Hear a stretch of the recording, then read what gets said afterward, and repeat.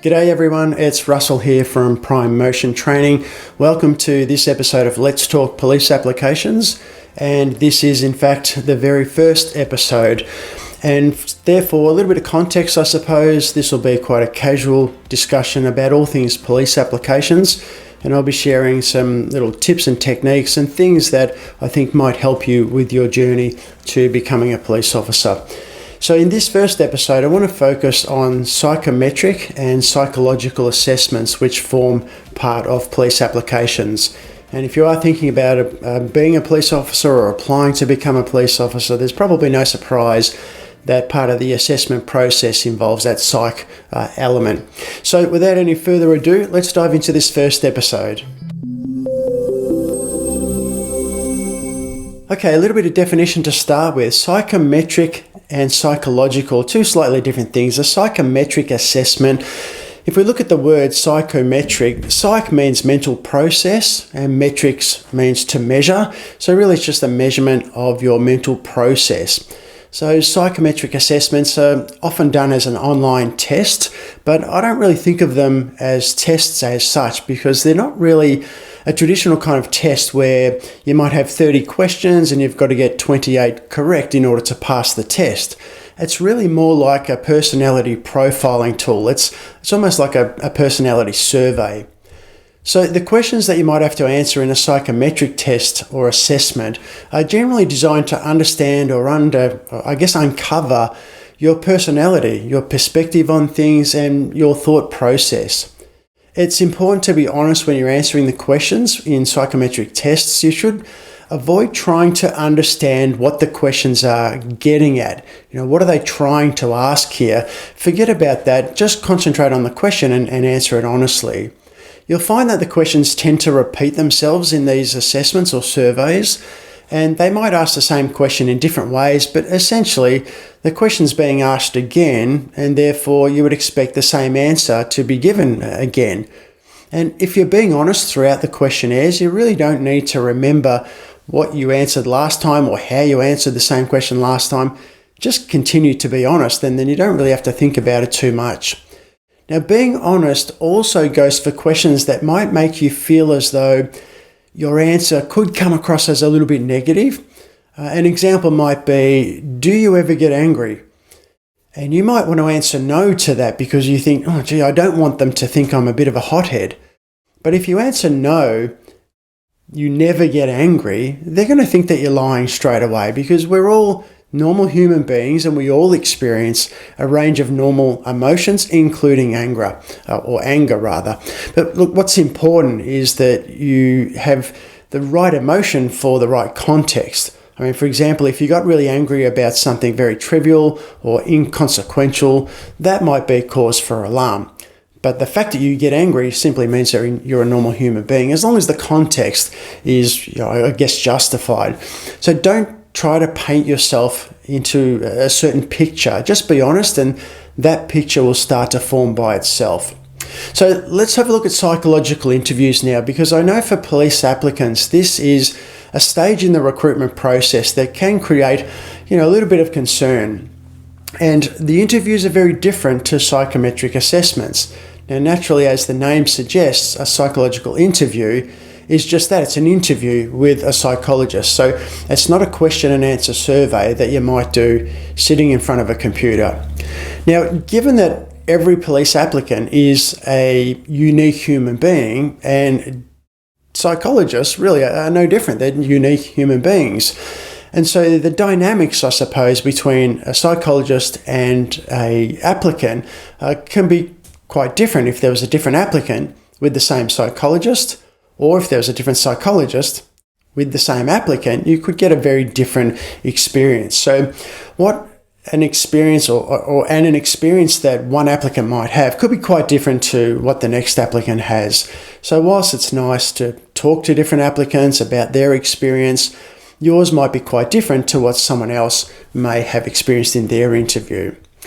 All right, so in essence, the psych is going to ask a whole heap of questions in order to try to better understand your personality, your communication style, your emotional intelligence, and your aptitude or suitability for the role as a police officer. They'll ask a whole heap of questions that could go in any direction. They might ask about your family, your friends, work colleagues, any other associates that you may have, and they'll explore the relationships that you might have with these different people. So questions like, what do you do with them? Why do you like them? How long have you known each other? They might ask about positive experiences that you've had with those various people, and even negative experiences or maybe disagreements that you may have had with these various people. Now, they might ask you for examples of how you've handled different situations in the past. Examples might be closely related to what police officers need to deal with. So they're sort of searching for a bit of evidence there that you have the capacity to handle different situations that you might have to deal with if you are successful and become a police officer. Some examples might be dealing with conflict, having to deliver bad news, showing resilience, or being confident and assertive maybe in a stressful situation. Now, they might ask you how you would handle different situations in a policing context, so more hypothetical situations rather than asking for examples that you've shown in the past. So, for example, it might be something like, how would you deal with an aggressive person who might be affected by drugs or alcohol or have some type of mental illness? And an important element of the psych's assessment will focus on your emotional intelligence. Now, I'm not really a big fan of the word emotional intelligence. It suggests that if you're either dumb or you're smart, and I think really it's probably more about your emotional awareness, how in tune you are with your own emotions. And this is a big part of the interview. And so you might find that many questions are emotionally based. So this part of your interview needs a lot of preparation because your ability to articulate your own emotions could be the difference, I think, between a successful or not so successful interview. I actually think from my experience working with more than 6,000 police applicants over the last 17 years, that this is an area where a lot of applicants come unstuck. And that is that they lack the ability to explain their own emotions. I mean, if I asked you, how do you know when you're sad? What would you say? How would you explain it?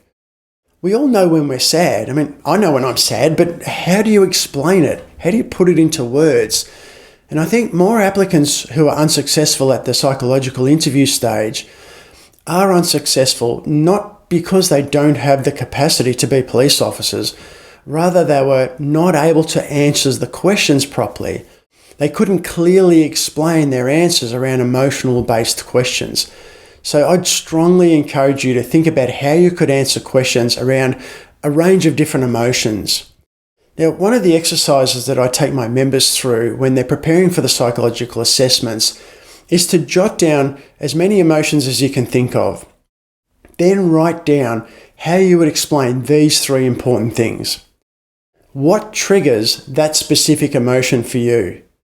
Like, what is it? What sort of situation or context or environment might you find yourself in that you know could trigger a specific emotion for you? And that's what emotional awareness or intelligence is all about, understanding that.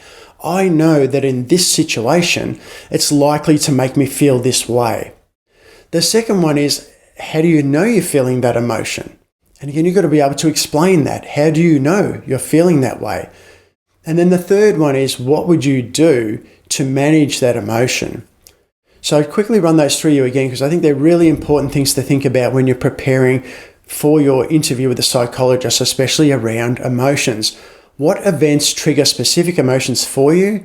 How do you know you're feeling that emotion? And what do you do to manage that emotion when you are feeling it? If you can clearly articulate answers to these three questions, you might be on a good path to be able to get through this part of the application process. If you struggle to answer those three questions, I think you might find yourself in a little bit of trouble. Now, in your list that you make, I strongly encourage you to think about including the emotion of stress. It's one of the most common questions that I've experienced from feedback with, again, almost 6,000 applicants over the years.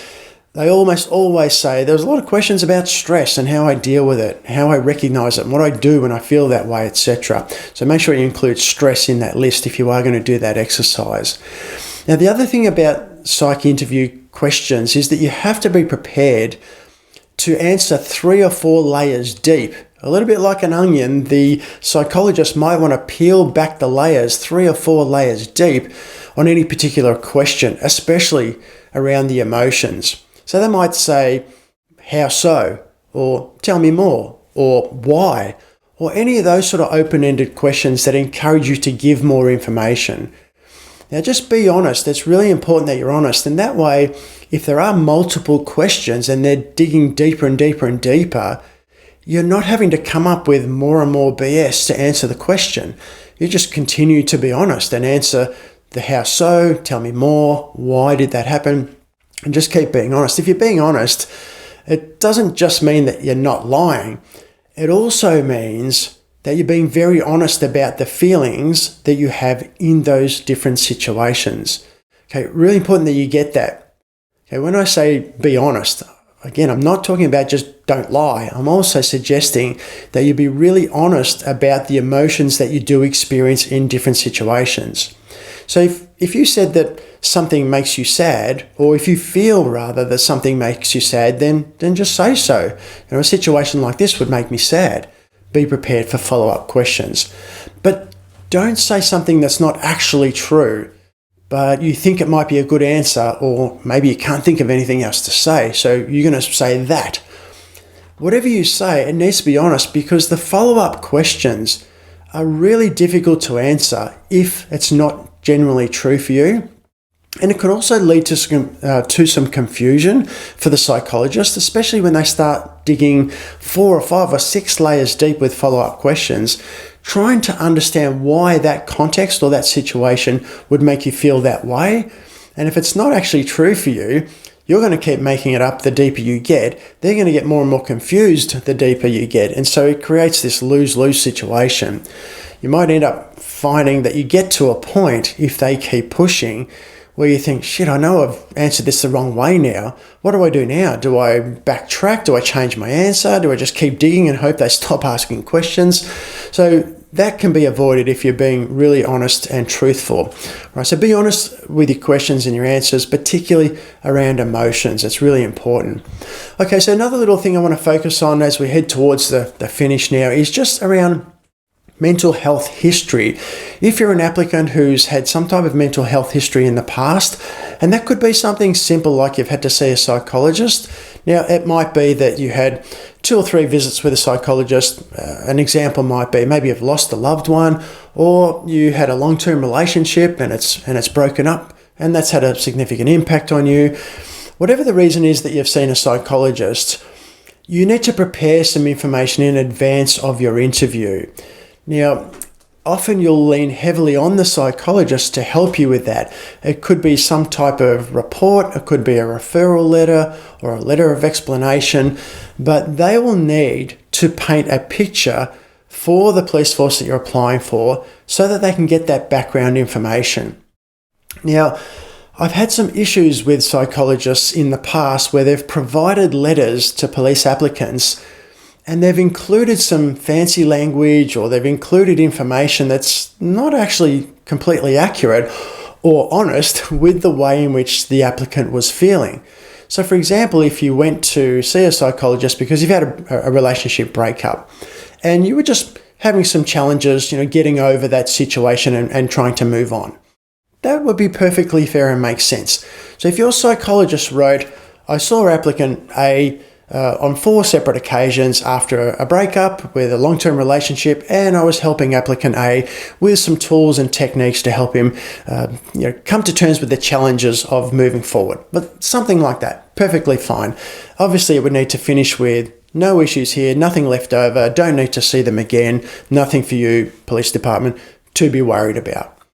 But instead, some psychologists will introduce things that may not have been there in the first place. I had one recently with a member whose psychologist, in a very similar situation to what I'm describing, included the word anxiety.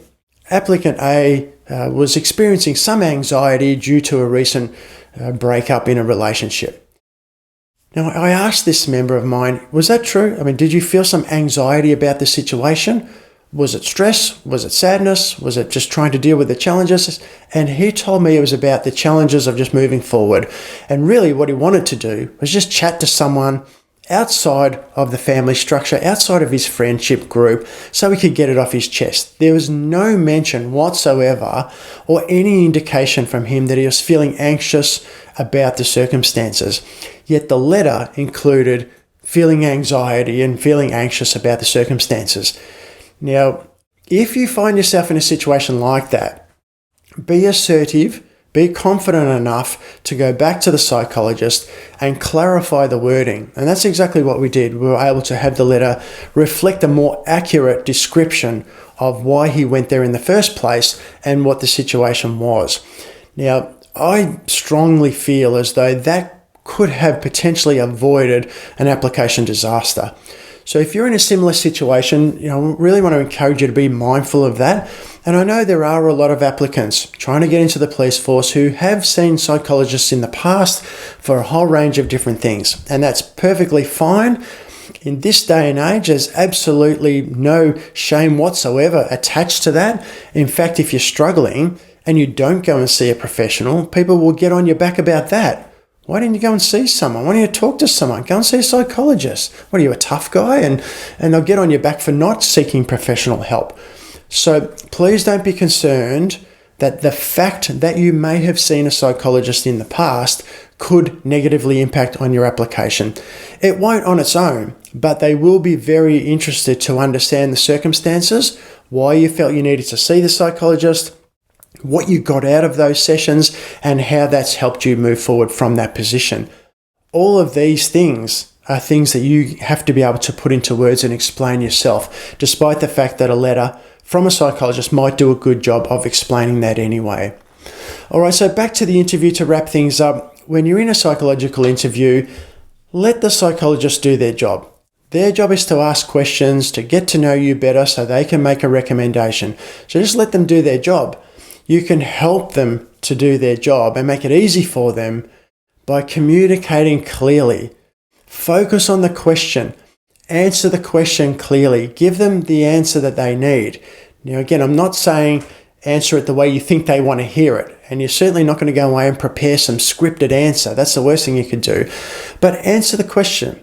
If they ask you about last time you felt sad, tell them, the last time I felt sad was... And then get straight to your answer. Be careful not to add extra information that's a little bit off center and it's not really relevant to the question. You might find if you do that, they'll cut you off quite a bit because they want to stay focused on the answers that they're looking for and the information that they're trying to find. So stay focused on the questions. Clearly articulate your answers. Don't add extra information in if you don't need to. Now, above all, just be honest and enjoy the chat. I mean, you're talking to another normal human being. This is your opportunity to show the psychologist what a great police officer you'll make. All right, guys. Well, that's the end of the first episode. I think we'll wrap it up there. I don't want to go on for the sake of going on. I want to share some important information, which I hope is helpful for you. So I hope that it was. Thanks for joining me for this first episode of Let's Talk Police Applications, and I look forward to chatting to you again soon. In the meantime, keep your foot on the gas.